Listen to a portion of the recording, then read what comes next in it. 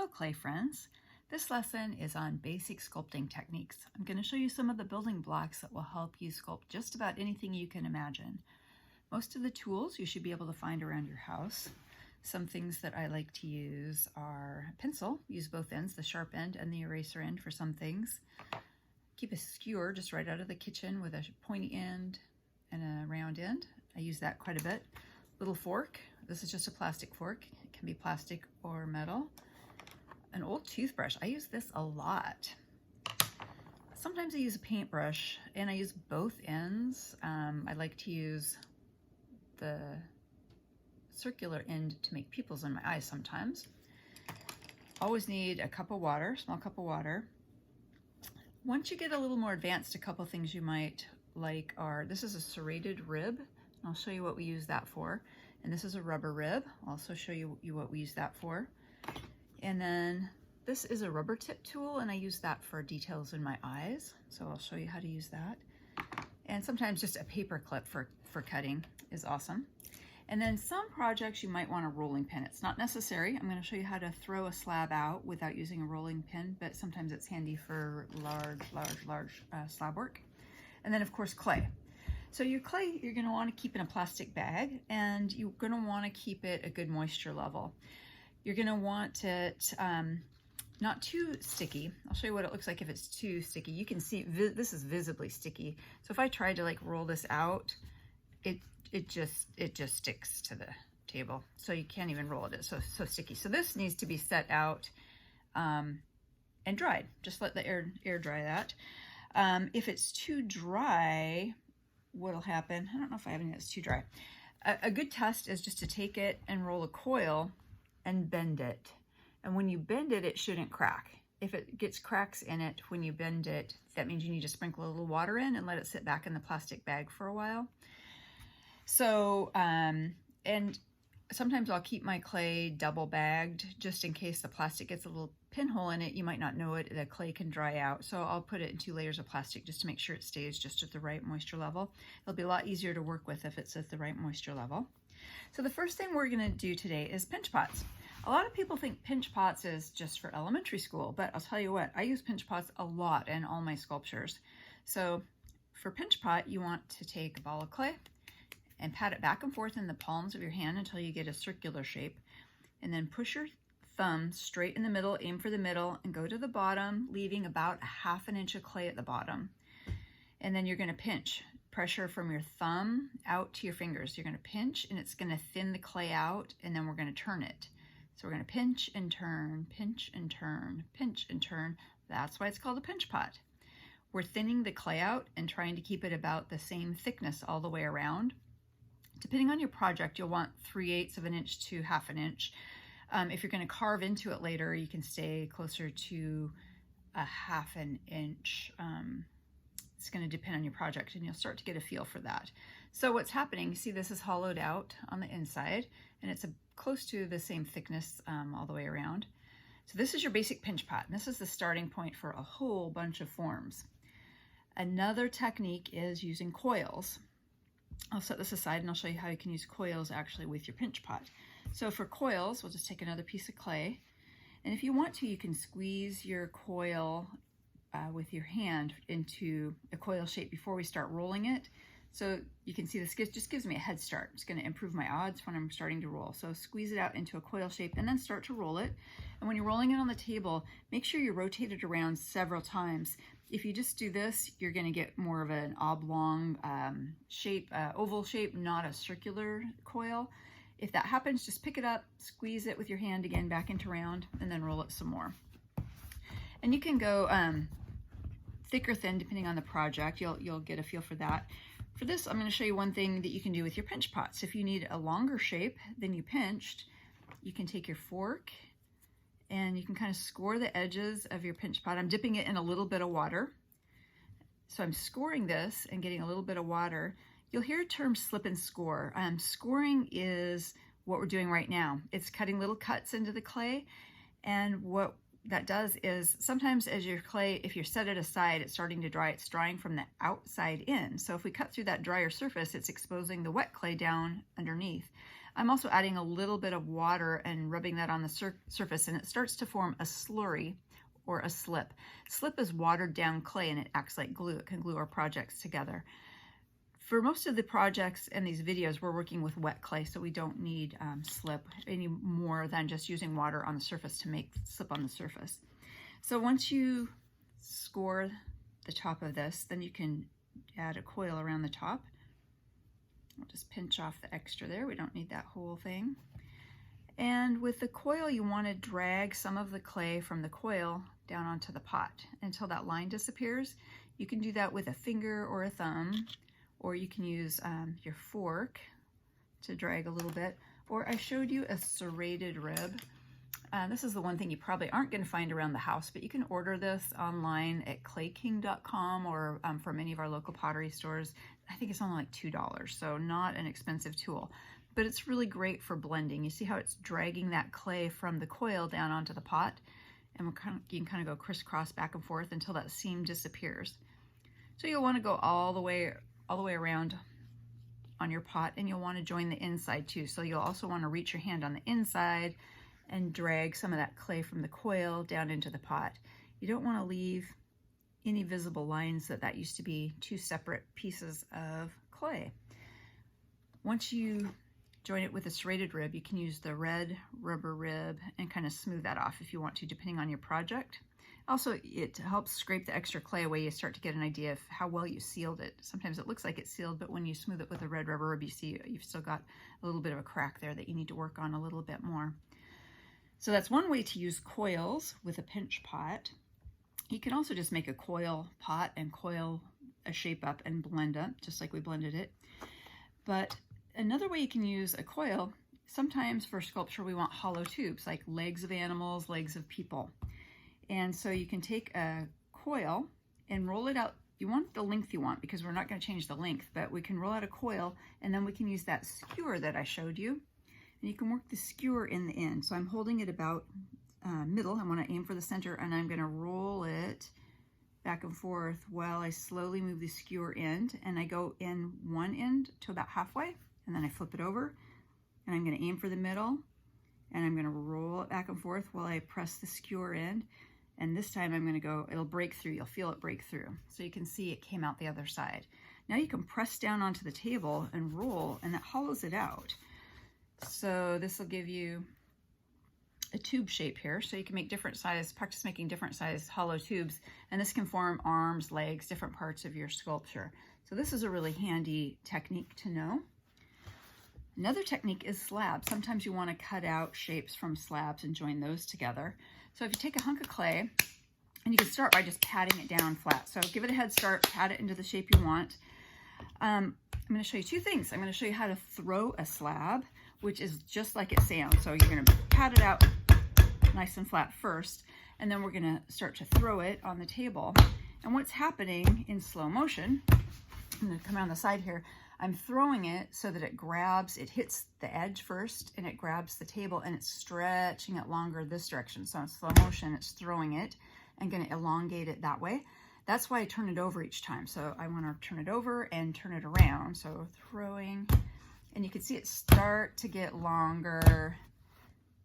And also, you'll notice my table is getting a little bit wet here. You can move it around to different parts of the table so it doesn't start to stick. If the table gets too wet, it might stick. So that's throwing a slab, and you can get that. If I'm doing small slabs, that's all I do. I don't get out a rolling pin unless I need a really big slab. But if you do want to use a rolling pin, if you feel like working on a bigger project, some of the same tips apply, and I just want to show you a couple little tricks. When you're rolling, it helps if you start from the center and push out, but as you get to the edge right here, lift up the pressure. If I don't do that, if I keep the same amount of pressure on the whole time, this happens. You get these really thin parts that, one, they're too thin to use. You can't really use that for anything, but also they're going to stick to the table. You're not going to get that up. So that just makes a mess. So you don't want to push pressure down all the way. I'll flip this over and do that again. So what you want to do is you want to start in the center and roll out, and start in the center and roll out, and then flip it over. And so with a slab, sometimes we can use that for cutting out patterns. Sometimes you want just the patterns, like maybe some wings on one of the birds or something like that. Or you can also use patterns to put together and make hollow shapes. So let's cut out just a random shape here to show you what the heck I'm talking about. Let's just make a bit of a leaf shape, or maybe it looks like maybe a wing on a bird. And get this up, get the extra out of the way. So if you want two pieces the same size, maybe I'm making two wings for a bird, what I usually do is just lay the first one on top of the second one so that that way I know they'll come out the same size. So we'll cut out our second piece here. Now let's get all this extra out of our way. Let's get this back in my scrap pile, back in a plastic bag to keep it wet. It's a good habit to get into. Any extra parts that you're not using, toss back into the plastic bag so they don't dry out. So we've got our two parts here. So this clay is really soft, so I don't even need to really slip and score it. It's just going to stick together. But the idea I want to show you is you can use your fingers to start to bend this out. So we're going to cup it so it looks like a little like boat, canoe. You could use this shape for a rabbit ear. We're going to do the same thing to this one. We're going to start to bend it out. So we're adding some volume, and then we're going to seal it together, and it's going to seal air inside there. So we'll just put our two parts together like this. And we're going to do the same thing that we did with that coil, where we need to drag clay from one piece onto the other piece. So we're going to start to go drag, drag, drag, and we're moving clay from one piece. I'm going both directions, so I'm pulling it down from this piece onto the lower piece, and I'm pulling from the lower piece up. So you can go around that with your fingers and work that way. Another option is to use that serrated rib that I showed you. You can use a serrated rib to drag both directions, up and down. And you want to keep working that both directions until that seam starts to disappear. You don't want to see that it's two separate pieces of clay. You want it to look like all one piece. And again, then when we're done with this part of it, we can go over it with that red rubber rib and get rid of all the lines here. Unless the piece you're working on would look good with this kind of texture. Sometimes I use this tool for texture. So now you can see how puffy this is. So now we have some sealed air in here that also keeps it strong. So you can paddle this into different shapes. Maybe it's going to be a fish, something like that. You can use the rubber rib to smooth it off if you want a smoother shape. It's really a strong, once you get it sealed, as long as it's airtight, once you get it sealed with air inside, this is a really strong form. If you're going to fire this, maybe when you get back to school, you're going to have a way that you can fire this at school. You're going to want to put an air hole in it when you're all done. So a lot of the projects for younger kids on our videos, we're making solid forms, and you can't really fire those solid forms either. The reason is they don't dry out all the way before you put them in the kiln and they can blow up. Even with hollow forms, if you're going to fire it, you're going to want a hollow form. You can leave it solid like this while you work on it because it's a lot stronger while the air is trapped in there. But the very last thing you want to do before you fire it, you want to take something sharp and you just want to put a hole in it. And you can hide it. If this was an animal, you can hide it like as a nostril or up in an ear or underneath where it's not going to be visible. So just pop a little hole in there. It doesn't have to be big. But that way, when it hits 212 degrees in the kiln, which is boiling point, all the water is going to turn into steam, and if it doesn't have an air hole to escape, it'll blow your part of your piece out. So the last thing that we always do with these is punch a little hole in it. You can actually do the same thing with two pinch pots. So we know how to do a pinch pot already. So if you pinch out two pots, just keep an eye on make them about the same size.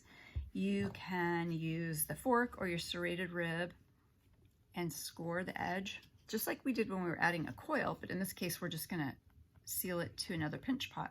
And this can make kind of like an egg shape, oval shape. This I use so much. I use this for lots of animal bodies, animal heads.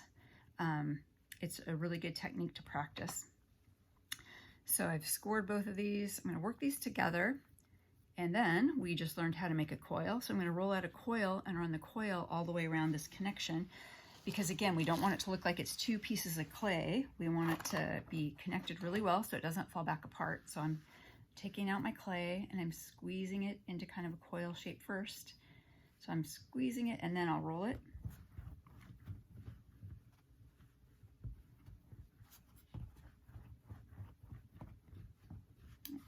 little bit more than I need, so I'm just going to break some of that off. I'm trying to roll all the way over, and I'm running it back and forth to make it longer and thinner. And then we're just going to wrap this around, wrapping this all the way around. And it doesn't have to be perfect at all because we're going to blend it in with that serrated rib again. So we're going to take the serrated rib and we're going to do that same action where we start in the middle of the coil and we drag part of the clay up and part of the clay down. So part of the clay up, part of the clay down. And that gives you a good seam. That's a really good habit to get into for joining things. Make sure that you're getting some of the clay on both sides there. And you can work that all the way around. And then same thing as before, when you're done with that, you can work it with the red rubber rib and smooth it off as much as you want to smooth it off. I usually don't smooth it till later because with sculpture, you want to focus on the big shapes first and the texture last. So I'm really not too worried about the texture at this point. A lot of times I'll even just leave this texture that the serrated rib, the scoring rib leaves on there because I will do the texture very, very, very, very last. So you can start to see how this could be the body of a lot of animals, head of a lot of animals. You can join them together. You can make do this and make a smaller pinch pot for a head. We do that sometimes with like the elephant project for kids 13 and up. So now you can start to think about putting all of these together. So you know how to make a pinch pot now. You know how to make coils and add on to your pinch pot with coils or just make coiled shapes. You know how to make hollow coils, which could be arms or legs. You know how to make slabs and patterns. That's a really fun one to experiment with. So you can play around with different patterns, cutting out of slabs and joining them together and see what kind of shapes you can make there. And let your imagination run wild. If you come up with something cool that you like, send it to me. Send me a picture. You can email me at bakercreekceramics@gmail.com, and I'll put it on our online gallery so people can see what everybody else is doing at home, because they're way more interested to see what y'all are doing at home than see what I'm doing here.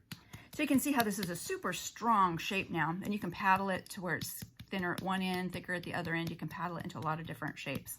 So this could be the starting point for a pig, a bear, an elephant, a whale, all kinds of different things. So I would love to see what you do with these basic sculpting techniques, and email me some pictures of cool things that you come up with. And if you want to watch along, we'll keep adding other videos later, different animals throughout the month of April, so you can check back and see what else we have going on. You'll find that a lot of them for 13 and up start with the basic techniques that we just talked about. So now you hopefully know a little bit more about clay and sculpting than you did 20 minutes ago. I want you to take care, have fun, and be well. Thanks.